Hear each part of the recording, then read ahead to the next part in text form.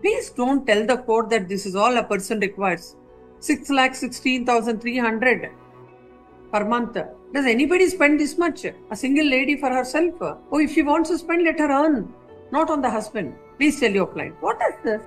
మునుకుంట్ల నరసింహ, రాధ భార్యాభర్తలు. వీరికి 2 పిల్లలు. పెళ్లైన కొన్నాళ్లకే భార్యాభర్తల మధ్య మనస్పర్ధలు వచ్చాయి. వీరి గొడవ తారాస్థాయికి చేరింది. చివరికి విడాకుల కోసం భార్యాభర్తలు కోర్టు మెట్లెక్కారు. దీంతో 2023 సెప్టెంబర్ 30వ తేదీన బెంగళూరులోని ఫ్యామిలీ కోర్టు వీరికి విడాకులు మంజూరు చేసింది. అలాగే మెయింటెనెన్స్ కింద రాధకు ప్రతి నెల 50,000 రూపాయలు ఇవ్వాలని, పిల్లల బాధ్యతలు చూసుకోవాలని కోర్టు నరసింహకు ఆదేశాలు చేసింది. దీంతో ఇద్దరూ వేర్వేరు దారులు చూసుకున్నారు. రాధ పిల్లల్ని మాజీ భర్త దగ్గరే వదిలేసి ఒంటరిగా ఉంటోంది. భార్య నుంచి విడిపోయాక నరసింహ 2 చేతులా సంపాదించటం మొదలుపెట్టాడు. మాజీ భార్య రాధకు ప్రతి నెల టంచనగా 50,000 రూపాయలు ఇస్తున్నాడు. పిల్లలకు ట్యూషన్ ఫీజులు, ఇతర అవసరాలన్నీ తీరుస్తున్నాడు. అయితే తన నుంచి విడిపోయిన తర్వాత మారిపోయిన నరసింహ లైఫ్ స్టైల్ చూసి రాధకు కన్ను కుట్టింది. అతడి సంపాదన చూసి అత్యాశ పెరిగిపోయింది. దీంతో మరో బ్రహ్మాండమైన ప్లాన్ వేసింది. నరసింహ ప్రతి నెలా ఇస్తున్న 50,000 రూపాయలు ఏమాత్రం సరిపోవడం లేదని, ఆ భరణం మొత్తాన్ని పెంచేలా ఆదేశాలు జారీ చేయాలని రాధ ఇటీవలే కర్ణాటక హైకోర్టును ఆశ్రయించింది. ఈ నేపథ్యంలోని ఈ పిటిషన్ విచారణకు రాగా రాధ కోరిన భరణం చూసి హైకోర్టు న్యాయమూర్తి జస్టిస్ లలిత కన్నెగంటి షాకు గురయ్యారు. ప్రతి నెల ఇంట్లో ఆహారం కోసం 60,000 రూపాయలు, ఒకవేళ హోటల్లో భోజనానికి బయటకు వెళ్తే మరికొంత అదనపు డబ్బు, దుస్తులు, బూట్లు, గాజులు, ఇతర ఉపకరణాలకు 15,000, ఫిజియోథెరపీ, ఇతర వైద్య ఖర్చుల కోసం 5 లక్షలు, మొత్తంగా మాజీ భర్త నుంచి ప్రతి నెల 6,16,300 రూపాయలు ఇప్పించాలని రాధ కోరారు. తన మాజీ భర్త చాలా విలాసవంతంగా బతుకుతున్నాడని, కాబట్టి తనకు ప్రతి నెలా భరణం కింద ఈ మొత్తం ఇప్పించాలని కోరగా జస్టిస్ లలిత దిగ్భ్రాంతికి గురయ్యారు.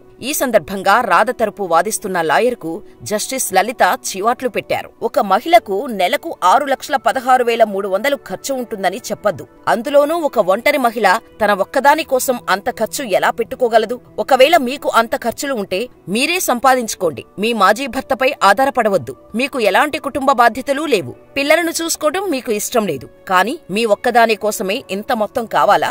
సెక్షన్ 24 అసలు ఉద్దేశం ఇది కానే కాదు. భార్యతో విభేదించిన మాత్రాన భరణం అనేది భర్తకు శిక్షలా ఉండకూడదు అని జస్టిస్ లలిత తేల్చి చెప్పారు. దీంతో తాము భరణం పెంచాలని అడగటానికి సహేతుకమైన కారణాలే ఉన్నాయని రాధ తరపు లాయర్ వాదించారు.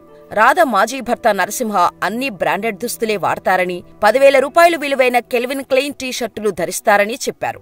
నరసింహ వేసుకునే చెప్పులు కూడా అత్యంత ఖరీదైనవని వివరించారు. కానీ తన క్లయింటు రాధ మాత్రం పాత దుస్తులతోనే సరిపెట్టుకోవాల్సి వస్తుందన్నారు. అలాగే కలిసిన్నప్పుడు నరసింహ నిర్లక్ష్యం చేయటం వల్లే రాధకు మోకాళ్ల నొప్పులు వచ్చాయని, ఇప్పుడు ప్రతిరోజు ఆమెకు ఫిజియోథెరపీ ట్రీట్మెంట్ చేపించుకోవాల్సి వస్తుందన్నారు. ఈ ట్రీట్మెంట్కు ప్రతి నెల 5 లక్షల రూపాయల వరకు ఖర్చవుతుందన్నారు. లాయర్ వాదనలు విన్న జస్టిస్ లలితకు చిర్రెత్తుకొచ్చింది. మీ వాదన ముమ్మాటికి చట్టాన్ని దుర్వినియోగం చేయడమే అవుతుందని ఆగ్రహం వ్యక్తం చేశారు.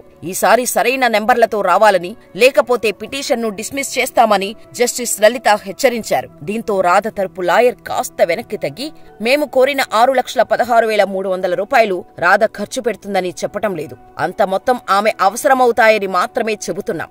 ఆమెకు ఆ స్థాయి ఖర్చులు ఉండే అవకాశం ఉంది అని, భరణం కొంతమేరకు తగ్గించుకునేందుకు సిద్ధంగానే ఉన్నామని లాయర్ బేరమాడే ప్రయత్నం చేయగా జస్టిస్ లలిత ఆగ్రహం వ్యక్తం చేశారు.